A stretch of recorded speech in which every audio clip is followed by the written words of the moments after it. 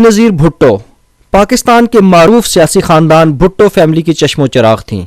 ان کے والد قائد عوام شہید ذوالفقار علی بھٹو عوامی لیڈر تھے. قائد عوام کی شہادت کو برسوں گزرنے کے باوجود لوگ آج بھی ان کو یاد کرتے ہیں. آج بھی بھٹو زندہ ہے، کل بھی بھٹو زندہ تھا کا نعرہ کراچی تا خیبر گونجتا ہے. بےنظیر بھٹو 21 جون 1953 کو کراچی میں پیدا ہوئیں. ابتدائی تعلیم lady Jennings nursery school Karachi سے حاصل کی. اس کے بعد راولپنڈی میں پریزنٹیشن کانوینٹ میں کچھ عرصہ زیر تعلیم رہیں. مزید تعلیم میری کانوینٹ مری سے حاصل کی. بےنظیر بھٹو بچپن سے والد کے بہت قریب تھی. ان کو سیاست سے بہت دلچسپی تھی. بےنظیر بھٹو نے 1969 سے 1973 تک ہارورڈ یونیورسٹی امریکہ سے، جبکہ 1973 سے 1977 تک آکسفورڈ یونیورسٹی برطانیہ سے فلسفہ، قانون، سیاست، سفارتکاری اور معاشیات کی تعلیم حاصل کی.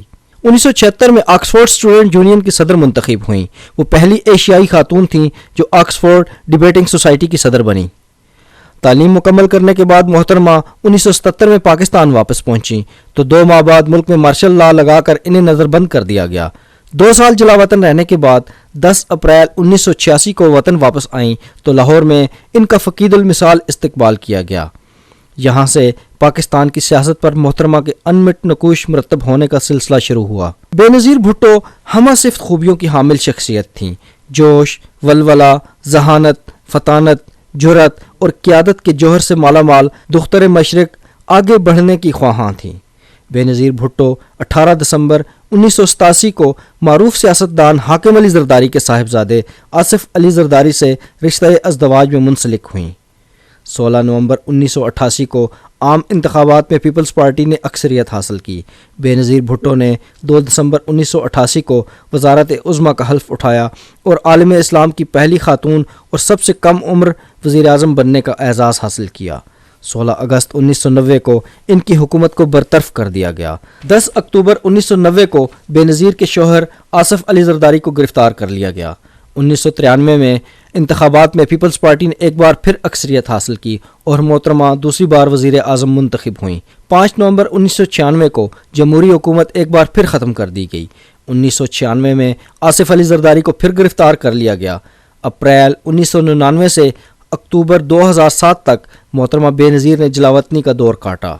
اس دوران انہوں نے اپنی نجی زندگی میں مشکلات کے باوجود پاکستان کے غریب عوام اور ملک کو درپیش مصائب کو بین الاقوامی سطح پر اٹھایا اور جمہوریت کے فروغ اور آمریت کے خاتمے کے لیے بھرپور کوششیں کیں.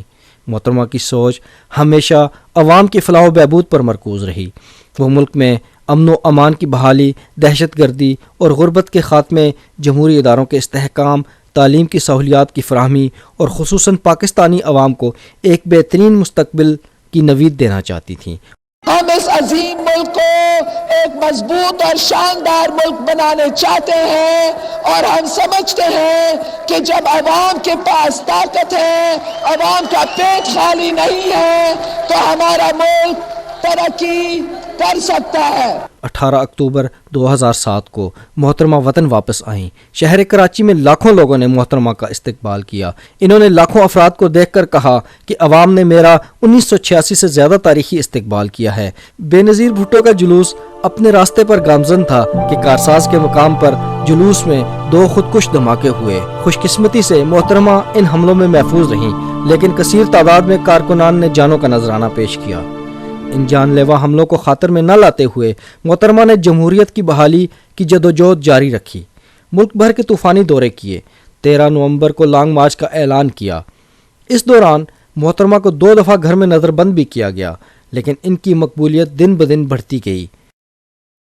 جمہوریت مخالف قوتوں کو یہ سارا منظرنامہ سخت ناپسند تھا اور 27 دسمبر کو دہشت اور بربریت کی انتہا کر دی گئی جب جمعرات کی شب پورے ملک کے لیے شب غم بن گئی اور 27 دسمبر 2007 کو ایک خودکش حملے میں محترمہ بےنظیر بھٹو کو شہید کر دیا گیا.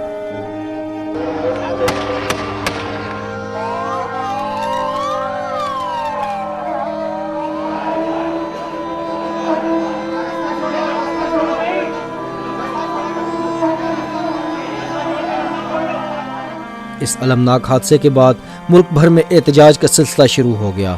جس کی آڑ میں تخریب کاروں نے اپنے مذموم مقاصد کو پورا کرنے کی کوشش کی۔